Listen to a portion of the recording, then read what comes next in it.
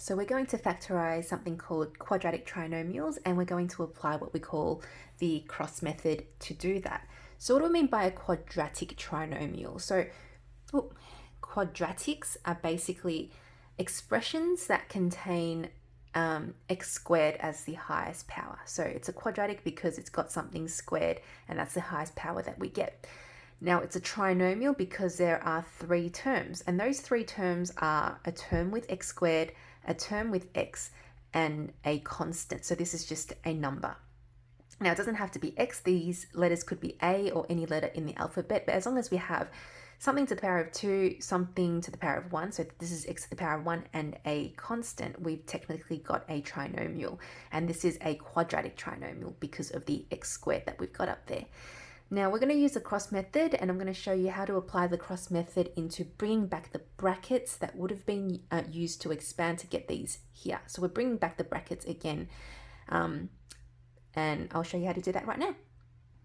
So when we have three terms like this, we can use something called the cross method. Now, how does the cross method work? What we do is we look for two values that multiply to give, providing that it's set up in this order with x squared, x, and constant. We look for two values that multiply to give x, and in this case, x squared. So in this case, it'll your only option is x and x. So they both multiply to give x squared. And then here we do the same thing now, except what you also have to think about is you want two values that will multiply to give 14, but also when you cross them over, you also want them to add to 9x. And I'll show you what I mean by that. So if you think really hard, the two numbers that will multiply to give 14, aside from 14 and 1, would be 2 and 7. Now, you wouldn't choose 14 and 1, and this is why. So I would go with 2 and 7. Now, I'm going to put 2 and 7 there, and then I'm going to cross them. Now, this might seem like it's useless to you for now, this crossing bit, but it'll make more sense when we start to get more difficult trinomials to deal with, where there's actually a number at the front as well.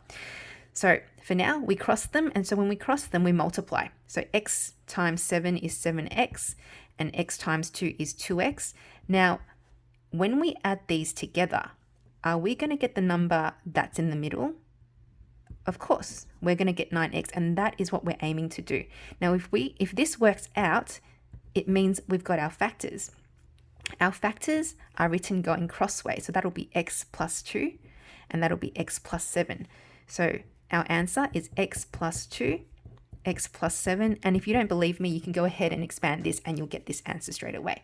Now, why wouldn't you choose 14 and 1, even though 14 times 1 gives you 14, is because 14 plus 1 doesn't give you 9x. So you have to think of a number that not only adds to this value up here, but not only multiplies to give this value here, but adds to give the value in the middle over there. We'll try again for this one over here.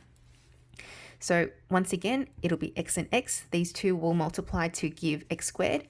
We go straight to the end, and we think of two numbers that multiply to give positive 12, but also add to give negative 4.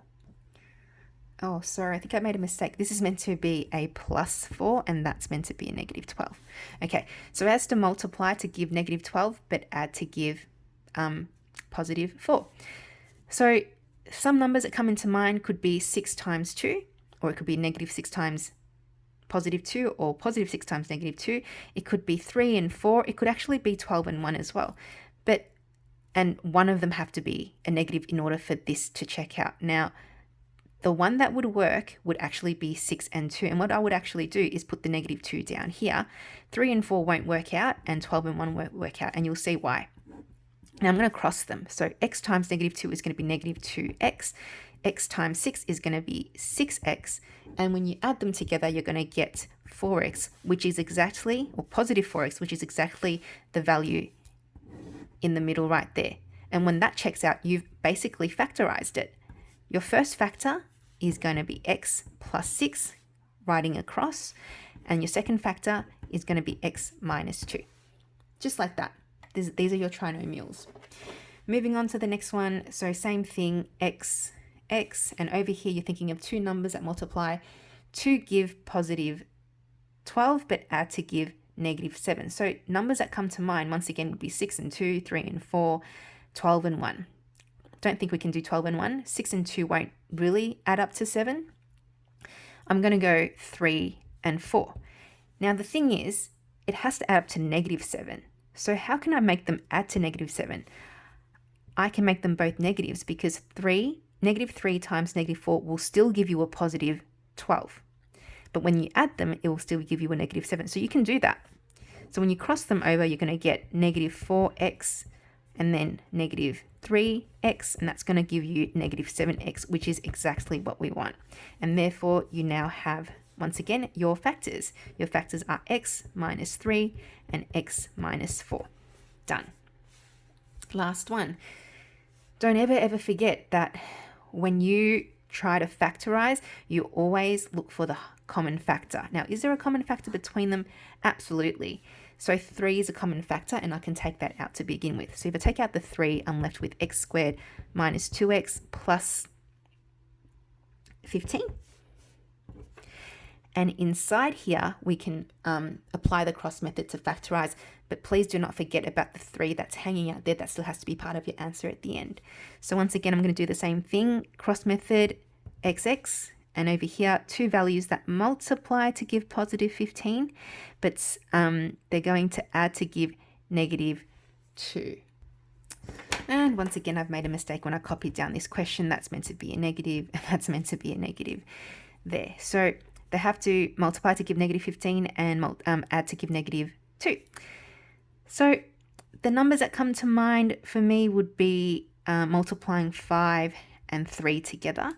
Not only 5 and 3, but I'm going to make one of them negative because I have to multiply to give -15. And you should put it, now if you put it in the wrong place, it's okay. You'd find out that it won't work and you have to go back and fix it again.